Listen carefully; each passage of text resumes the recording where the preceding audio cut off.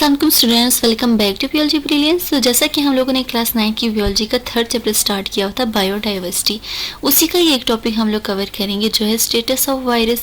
कि वायरस का स्टेटस क्या है, या आपकी बुक्स में ये भी लिखा हो सकता है कि virus as a unique particle, कि वायरस ऐसा एक कैसा यूनिक पार्टिकल है कि उसका हमने किसी भी किंगडम के अंदर जिक्र ही नहीं किया। जैसे कि हमने बायोडाइवर्सिटी के चैप्टर के अंदर हमने रॉबर्ट विटेकर की भी क्लासिफिकेशन पढ़ी, हमने कार्ल लिनियस की भी क्लासिफिकेशन पढ़ी, लेकिन उन्होंने जितनी भी क्लासिफिकेशन दी उसके अंदर उन्होंने वायरस का जिक्र नहीं किया। तो आज हम लोग ये जान लेंगे कि वायरस का स्टेटस क्या है, वायरस का मुकाम क्या है, वायरस कौन सी कैटेगरी में एग्जिस्ट करता है। तो स्टार्ट करते हैं आज का लेक्चर।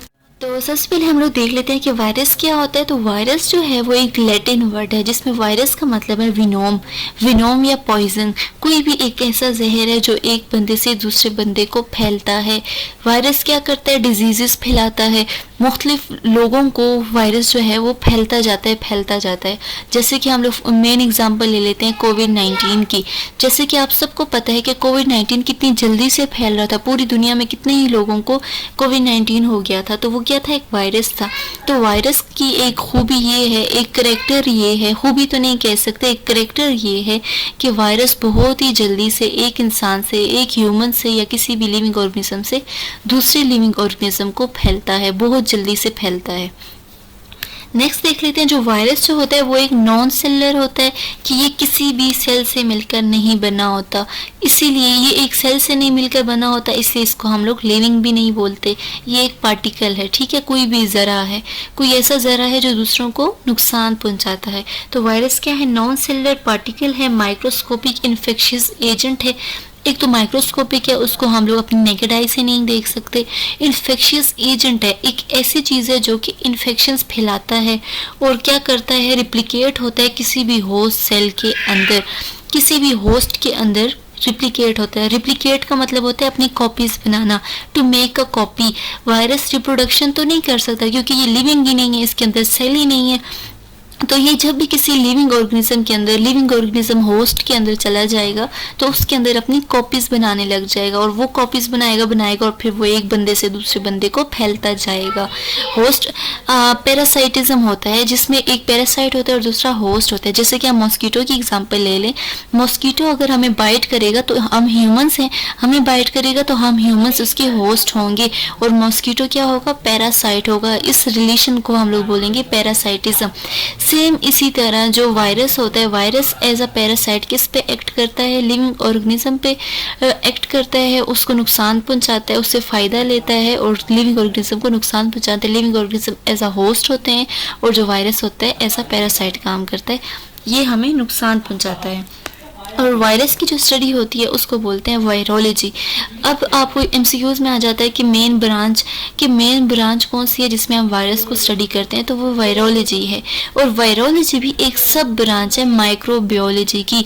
माइक्रोबियोलॉजी एक बहुत बड़ी ब्रांच है जिसके अंदर हम सारे माइक्रोस्कोपिक ऑर्गेनिज्म को पढ़ते हैं, लेकिन उनकी जो एक सब ब्रांच है वो है वायरोलॉजी, जिनके अंदर हम सिर्फ और सिर्फ वायरसेस को पढ़ते हैं। तो ये virology is a branch of science in which we deal with the study of virus.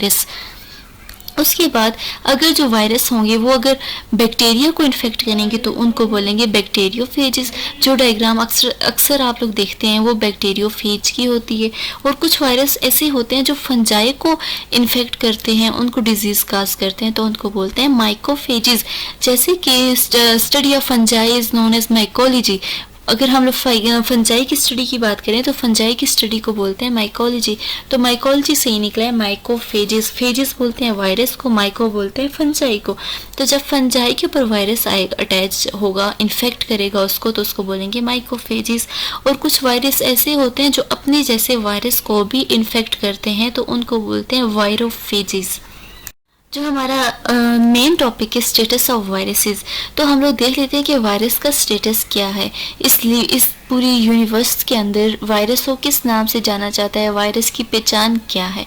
तो वायरस जैसे कि मैंने कहा ए सेलुलर पार्टिकल है और इसको किसी भी किंगडम के अंदर नहीं डाला, क्योंकि अगर हम लोग फर्स्ट सिंपलेस्ट जो किंगडम है 5 किंगडम सिस्टम में, वो है किंगडम मुनैरा, सबसे सिंपलेस्ट है। उसके अंदर सबसे simple form of living organism होते हैं, जैसे कि बैक्टीरिया। किंगडम मोनेरा के अंदर आते हैं बैक्टीरिया, और बैक्टीरिया भी एक सेल से मिलकर बने होते हैं, यूनिसेलुलर होते हैं। लेकिन जो वायरसेस होते हैं वो एक सेल से भी मिलकर नहीं बने होते, उनके अंदर एक सेल भी नहीं होता, तो इसलिए उसको हम लोगों ने किसी भी किंगडम के अंदर नहीं डाला, क्योंकि उनको ना हम लिविंग कह सकते हैं ना उनको हम नॉन लिविंग कह सकते हैं।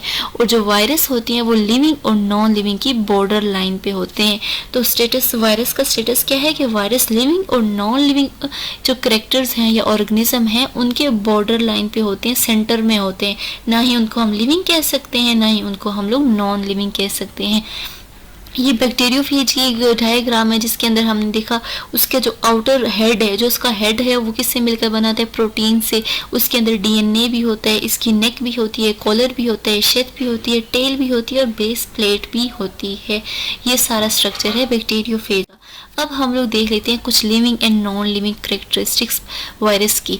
तो वायरस की कुछ लिविंग करेक्टर्स हैं जिसकी वजह से हम उसको लिविंग कहते हैं। तो उसमें सबसे पहले आ जाता है they have genetic material, DNA और आरएनए।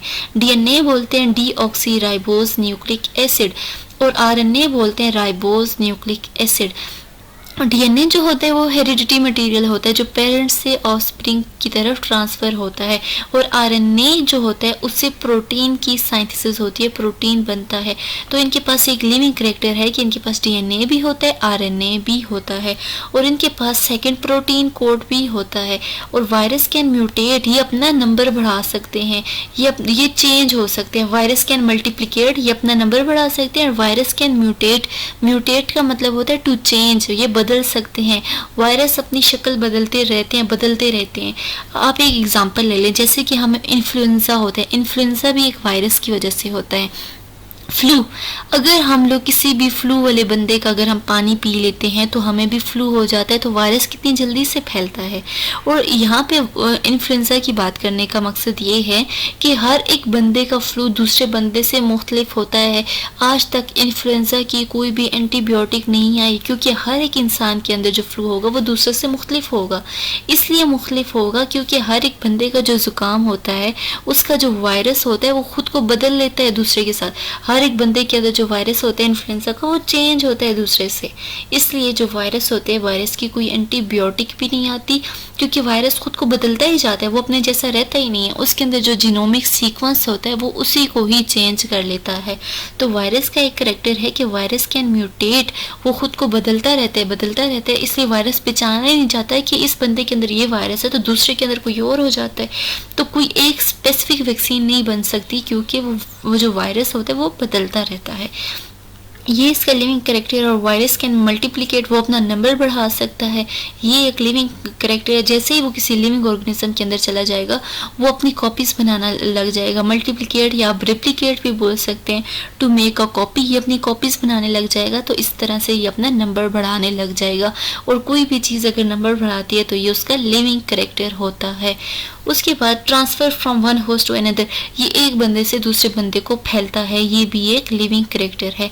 अब नॉन लिविंग करेक्टर्स देख लेते हैं। वायरस का सबसे बड़ा जो नॉन लिविंग करेक्टर है वो है ए सेलुलर। ये एक ए सेलुलर पार्टिकल है, इसके अंदर सेल ही नहीं है, इसलिए हम इसको लिविंग कंसिडर नहीं कर सकते। तो ये क्या है, नॉन लिविंग भी है। इसके अंदर कुछ करेक्टर्स, इसके अंदर सेल नहीं है तो इसके अंदर साइटोप्लाज्म भी नहीं होगा और ऑर्गेनेलिज भी नहीं होंगी। और वायरस जो होता है इसका एक और नॉन लिविंग करेक्टर ये है कि ये जब नॉन लिविंग चीज़ों पर होता है तो ये इनएक्टिव होता है, लेकिन जब ये लिविंग ऑर्गेनिज्म के अंदर आ जाता है तो ये एक्टिव हो जाता है। फर्ज करें अगर कोई वायरस अटैच है किसी भी चेयर के ऊपर, नॉन लिविंग ऑर्गेनिज्म के ऊपर, चेयर वगैरह के ऊपर, तो ये कभी भी एक्टिव नहीं होगा, ये इनएक्टिव होगा। ये वायरस फैल नहीं सकता एक चेयर से दूसरी चेयर को। लेकिन जैसे ही अगर ये चेयर से किसी भी ह्यूमन के अंदर चला जाता है तो ये एक्टिव हो जाएगा। चेयर के ऊपर ये इनएक्टिव होगा क्योंकि चेयर एक नॉन लिविंग है, लेकिन जैसे ही वो लिविंग ऑर्गेनिज्म के अंदर जाएगा तो वो एक्टिव हो जाएगा, अपना नंबर बढ़ाने लग जाएगा और उस इंसान को डिजीज काज करेगा। तो ये कहते हैं कि वायरस इनएक्टिव होता है आउटसाइड द होस्ट, और जैसे ही उसको कोई भी होस्ट मिल जाता है तो वो एक्टिव हो जाता है।